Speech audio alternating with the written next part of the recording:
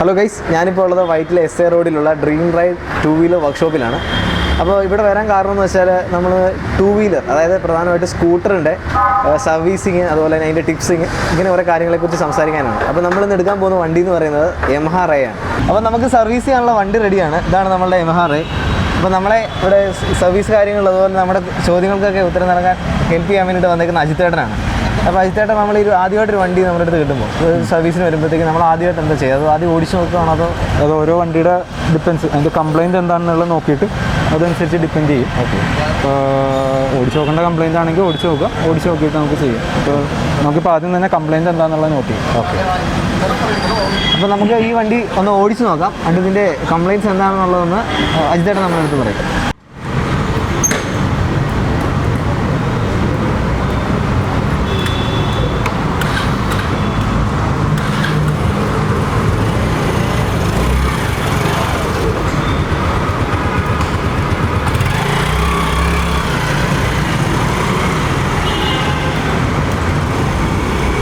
അപ്പോൾ നമ്മുടെ അജിത്തേട്ടൻ വണ്ടി ഓടിച്ച് നോക്കാൻ പോയിട്ടുണ്ട്. അപ്പോൾ അതിനുശേഷം അദ്ദേഹം നമ്മളുടെ അതിൻ്റെ കംപ്ലയിൻറ്റുകളും എന്തൊക്കെയാണ് വണ്ടിക്കുള്ള പ്രശ്നങ്ങളെന്നൊക്കെ നമ്മളോട് പറയുന്നതായിരിക്കും. അപ്പോൾ നമ്മുടെ അജിത്തേട്ടൻ വണ്ടി ഓടിച്ച് നോക്കിയിട്ട് വന്നിട്ടുണ്ട്. അപ്പോൾ അജിത്തേട്ടനോട് ജോബ് കാർഡ് എത്തിക്കൊണ്ടിരിക്കുകയാണ്. അപ്പോൾ അജിത്തേട്ടനോട് നമുക്ക് ചോദിക്കാം, അജിത്തേട്ടൻ എന്താണ് ഇതിൻ്റെ ഒരു കംപ്ലയിൻറ്റ്സ്? അജിത്തേട്ടൻ ഓടിച്ച് നോക്കിയിട്ട് എന്താണ് ഫീൽ ചെയ്തത്? ഓടിച്ച് നോക്കിയിട്ട് വേറെ വലിയ പ്രശ്നമായിട്ടൊന്നും തോന്നുന്നില്ല. ഇനി നിങ്ങൾക്ക് എന്തെങ്കിലും കംപ്ലയിൻ്റ് ആയിട്ട് പറയുന്നുണ്ടെങ്കിൽ നമുക്ക് അതും കൂടി ജോബ് കാർഡിൽ ആഡ് ചെയ്യാം. Periodic service, okay. പിന്നെ വേറെ എന്തെങ്കിലും കംപ്ലയിൻ്റ് ഉണ്ടോ നമുക്ക് നോർമലി? നമ്മൾ ഈ വണ്ടി രാവിലെ സ്റ്റാർട്ട് ചെയ്യാൻ എടുക്കുമ്പോൾ ബാറ്ററി ചേഞ്ച് ചെയ്താണെങ്കിലും സർവീസ് ചെയ്ത് കഴിഞ്ഞിട്ടാണെങ്കിലും ചിലപ്പോൾ സ്റ്റാർട്ട് ആകാനുള്ള ഒരു ചെറിയൊരു ട്രബിൾ ഉണ്ട്. അപ്പോൾ അതിൻ്റെ കാരണം എന്താണെന്ന് പറയാം? സ്റ്റാർട്ടിങ് മീൻസ് എൻജിൻ തിരിയാനുള്ള ബുദ്ധിമുട്ടാണോ കാണിക്കണം, അല്ലെങ്കിൽ തിരിഞ്ഞിട്ടും വണ്ടി സ്റ്റാർട്ടാകാത്തതാണ് സ്റ്റാർട്ടാകാത്തതാണെങ്കിൽ പെട്രോളിൻ്റെ സപ്ലൈ. അപ്പോൾ നമുക്കിപ്പോൾ ഈ സർവീസ് ചെയ്യുമ്പോഴത്തേക്കും നമുക്ക് അതിൻ്റെ കാര്യങ്ങളും നമ്മൾ നോക്കും. ഓൾറെഡി കാർബറേറ്ററിൻ്റെ സൈഡൊക്കെ നമ്മൾ നോക്കും. ചോക്ക് കേബിൾ അതൊക്കെ എന്തെങ്കിലും സ്റ്റക്ക് ആണെങ്കിൽ, അല്ലെങ്കിൽ ചോക്ക് യൂസ് ചെയ്തൊന്ന് സ്റ്റാർട്ട് ചെയ്ത് നോക്കുക. അതൊക്കെയാണ് നമുക്ക് ചെയ്യാൻ വേണ്ടത്. കോൾ സ്റ്റാർട്ടിങ്ങിൽ ചോക്ക് കേബിൾ വലിച്ചെപ്പോഴും സ്റ്റാർട്ട് ചെയ്യുക. രാവിലത്തെ സ്റ്റാർട്ടിങ്ങിന് എപ്പോഴും സ്റ്റാർട്ട് ചെയ്യുമ്പോൾ എപ്പോഴും ചോക്ക് കേബിൾ വലിച്ച് ചോക്ക് പൊസിഷനിൽ വെച്ച് സ്റ്റാർട്ട് ചെയ്യുക. എന്നിട്ടും സ്റ്റാർട്ട് ആണല്ലെങ്കിൽ ബാക്കി എന്തെങ്കിലും കംപ്ലയിൻറ്റ് നമുക്ക് നോക്കേണ്ടി വരും. ഓക്കെ, അല്ലാണ്ട് വേറെ ഓടിക്കണേൽ കുഴപ്പമില്ല. അപ്പോൾ ഓടിക്കുന്നതിന് കുഴപ്പമുണ്ടാവാറില്ല. ഈ സ്റ്റാർട്ടിങ് ട്രബിളാണ്. അപ്പോൾ രാവിലത്തെ കോൾഡ് സ്റ്റാർട്ടിങ് നോക്കണം. ചേട്ടാ, നമുക്കിപ്പോൾ ഈ വണ്ടിയുടെ ഓയിൽ ചേഞ്ച് ചെയ്യാൻ ടൈം ആയിട്ടുണ്ടല്ലോ. അപ്പോൾ നമ്മൾ സ്വന്തമായിട്ട് ഓയിൽ ചേഞ്ച് ചെയ്തുകൊണ്ട് എന്തെങ്കിലും കുഴപ്പമുണ്ടോ? അപ്പോൾ ഒരുപാട് ആളുകൾ കണ്ടുവരുന്ന ഒരു കാര്യമാണ് ആളുകൾ സ്വന്തമായിട്ട് വണ്ടിയുടെ ഓയിൽ ചേഞ്ച് ചെയ്യാന്നുള്ളത്. അപ്പോൾ അതുകൊണ്ട് ഓയിൽ നമ്മൾ സ്വന്തമായിട്ട് ചേഞ്ച് ചെയ്യാം. സംഭവം നിസ്സാര പണിയുള്ളൂ. അത് പക്ഷേ എല്ലാവരും സ്വന്തമായിട്ട് ചെയ്യുമ്പോൾ കുറേ അബദ്ധങ്ങൾ അതിൽ പറ്റും.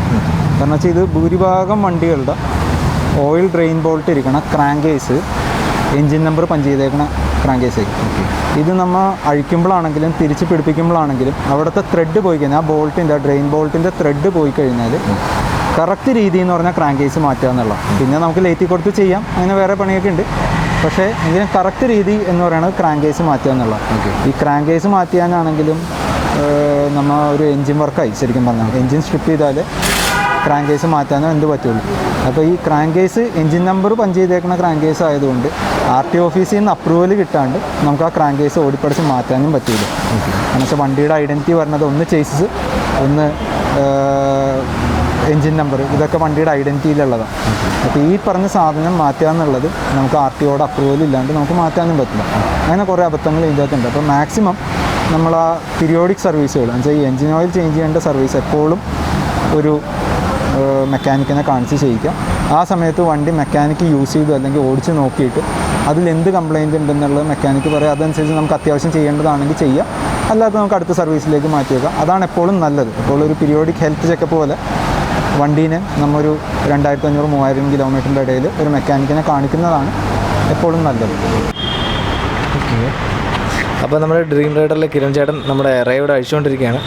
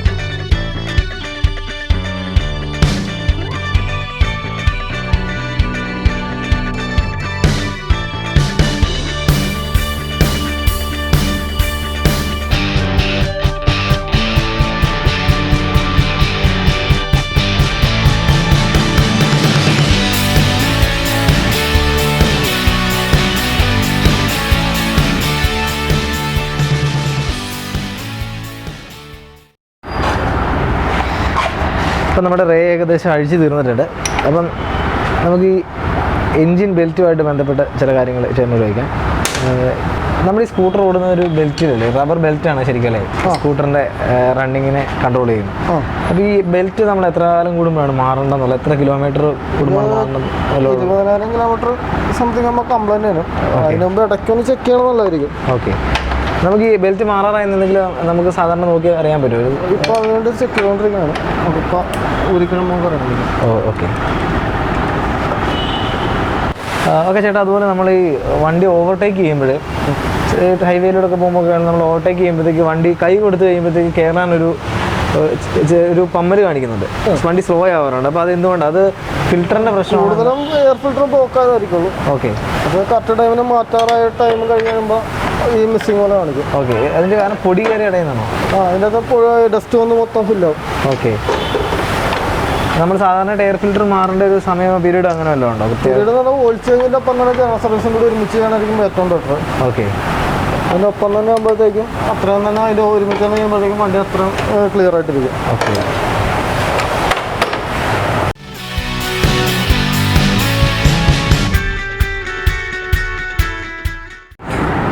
ഇതാണ് നമ്മുടെ സ്കൂട്ടറിൻ്റെ ബെൽറ്റ്. ഇപ്പോൾ ഈ ബെൽറ്റ് ഇപ്പോൾ നമ്മൾ മാറാൻ പോവുകയാണ്. ഇത് ഏകദേശം തീരാറായിട്ടുണ്ട്.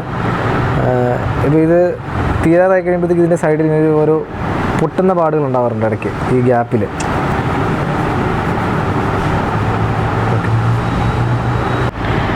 നമ്മൾ ഈ വണ്ടി റോഡിലൂടെ പോകുമ്പോൾ ചിലപ്പോൾ കട്ടലൊക്കെ ചാടിക്കഴിഞ്ഞാൽ നടുവ് ഒടിയുന്ന ഒരു ഫീൽ ഉണ്ടാവാറുണ്ട്. അപ്പോൾ അത് ഷോക്കിൻ്റെ പ്രശ്നങ്ങൾ ഉണ്ടാകുന്നതാണ്. ഷോക്കിൻ്റെ കംപ്ലൈൻ്റ് ആണ് നമ്മൾ കൂടുതൽ കാണിക്കാറ്. ഓക്കെ. എന്നാൽ വരണമെങ്കിൽ ഇവിടുത്തെ ബുഷിന് കംപ്ലൈൻറ്റ് വന്നു. ഈ വണ്ടിക്കാണ് ഇപ്പോൾ ബുഷിന് വരെ കുഴപ്പമൊന്നും കാണുന്നില്ല ഇവിടെ. ഓക്കെ. ഈ ഓയിൽ സീൽ അതുപോലെ ഷോക്കിൻ്റെ ഓയിൽ സീൽ പെട്ടെന്ന് ലീക്ക് ആവാനുള്ള കാര്യം? ഓയിൽ സീൽ ബാക്കിൽ വരില്ല. ഇതിൻ്റെ ബാക്കിലെ ഷോക്കൊന്ന് റീപ്ലേസിങ് റിപ്പയർ ചെയ്യാൻ പറ്റില്ല. ഓക്കെ. ഫ്രണ്ടിലത്തെ ഷോക്കിനെ വരാറ് ഓയിൽ സീൽ. അപ്പോൾ ഓയിൽ സീൽ ലീക്ക് ആകാനുള്ള കാരണം നമ്മൾ കൂടുതലൊന്നും പറയാൻ നമ്മുടെ റോഡിൻ്റെ ഒരു ഇത് കൊണ്ട് വരാം. ഓക്കെ. അത് ഫിക്സ് ചെയ്യാനുള്ള എന്തെങ്കിലും പരിഹാരം വല്ലതും ഉണ്ടോ? നമ്മളിങ്ങനെ ഓയിൽ സീൽ ലീക്ക് ആയി കഴിഞ്ഞാൽ ഓയിൽ സീൽ മാറ്റി കഴിഞ്ഞാൽ അഴിച്ച് നമുക്ക് സീല് പോകേണ്ട സീല് മാറ്റും. അതിനകത്ത് ട്യൂബിൽ സ്ക്രാച്ച് ആണെങ്കിൽ ട്യൂബ് ഉൾപ്പെടെ മാറ്റേണ്ടി വരും. ഓക്കെ. അപ്പോൾ ഓരോന്നും ഇത്ര വേറെ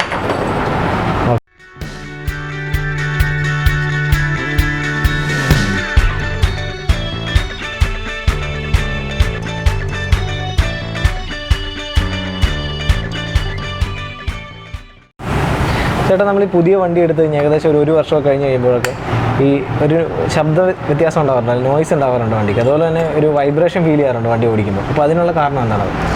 കൂടുതലും വണ്ടിയുടെ ഓയിൽ ചേഞ്ച് കറക്റ്റ് ടൈമിലാണെങ്കിൽ സൗണ്ട് മാറാം. ഓക്കെ. പിന്നെ വൈബ്രേഷൻ കാണിക്കാന്ന് പറഞ്ഞാൽ ക്ലച്ചിൻ്റെ വല്ല കംപ്ലൈൻറ്റ് ഉണ്ടെങ്കിലാണ് വൈബ്രേഷൻ ആയിട്ട് ഫീൽ ചെയ്യുന്നത്. ഓക്കെ.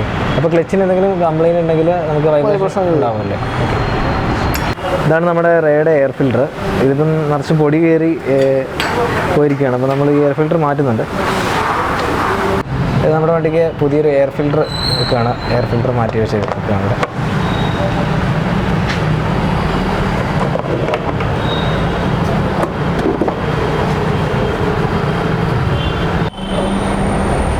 നമ്മുടെ വണ്ടിക്ക് പുതിയ ഓയിൽ ഒഴിച്ചുകൊണ്ടിരിക്കുകയാണ്. നമ്മൾ സാധാരണ ഈ വണ്ടിക്ക് എത്ര ലിറ്റർ ഓയിൽ എത്ര ലിറ്റർ ആയിട്ട് ഒഴിക്കേണ്ടതെന്ന് അറിയാം? 740 ml അല്ലേ? ഓക്കെ.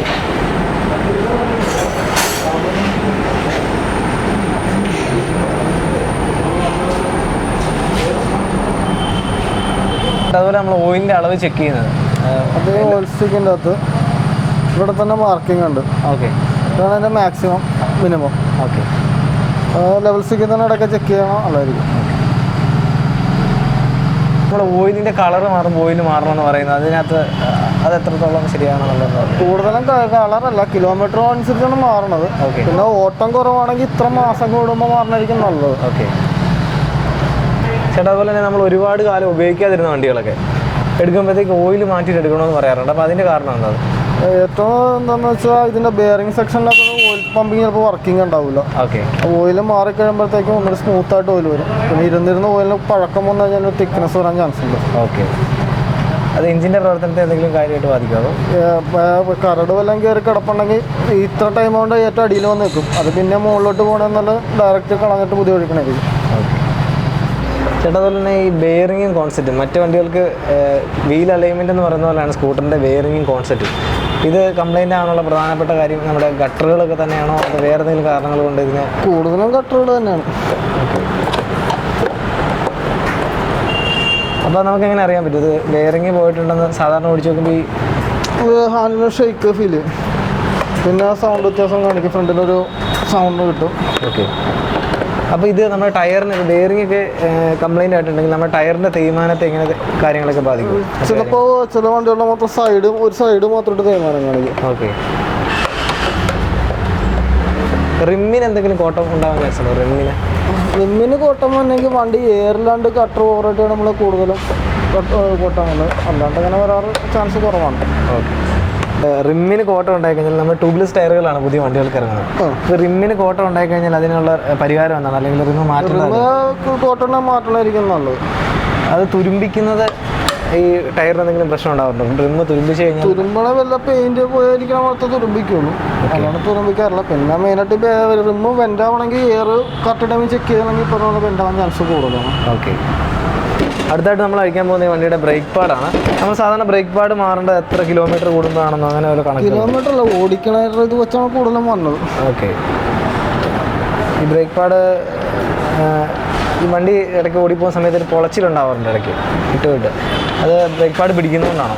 ബ്രേക്ക് ഇടയ്ക്കഴിച്ച് ക്ലീൻ ചെയ്യണം, സർവീസിൻ്റെ ടൈമിൽ അതഴിച്ച് ക്ലീൻ ചെയ്യണം, അല്ലെങ്കിൽ ഒരു ജാമിങ് കാണിക്കും. അതുപോലെ തന്നെ വണ്ടി ഓടുമ്പോൾ ചിലപ്പോൾ ബ്രേക്ക് പാഡിന് സൗണ്ട് വരാറുണ്ടെങ്കിൽ കാരണം അതിൻ്റെ അകത്ത് പൊടി കയറിയിട്ട്. ഓക്കെ.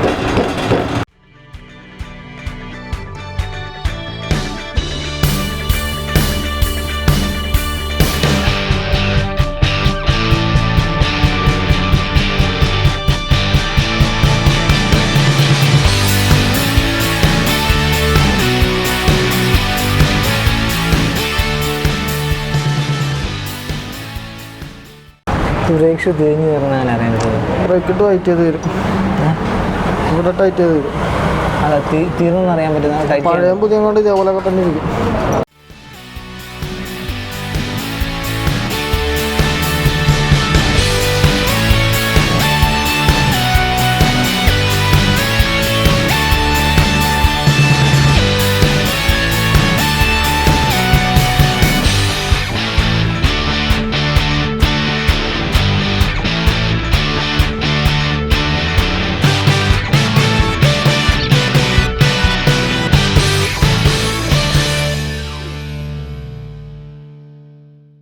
ഇപ്പോൾ നമ്മുടെ റേയുടെ പണി കഴിഞ്ഞിട്ടുണ്ട്. നമ്മളിനി വണ്ടി വാഷ് ചെയ്യാൻ വേണ്ടിയിട്ട് ഇവിടെ നടക്കുകയാണ്.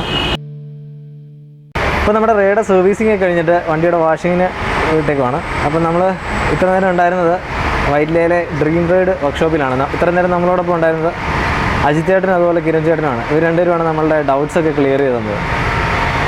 അടുത്ത തവണ പുതിയൊരു വണ്ടിയുടെ സർവീസിങ് വിശേഷങ്ങളുമായി കാണുന്നവരെ എല്ലാവർക്കും ബൈ. അതുപോലെ തന്നെ ഒരു കാര്യം ശ്രദ്ധിക്കുക, പുറത്തേക്കൊക്കെ ഇറങ്ങുമ്പോൾ എല്ലാവരും മാസ്ക് ഒക്കെ യൂസ് ചെയ്യുക. അപ്പോൾ കൊറോണ ടൈമാണ്. Okay, by.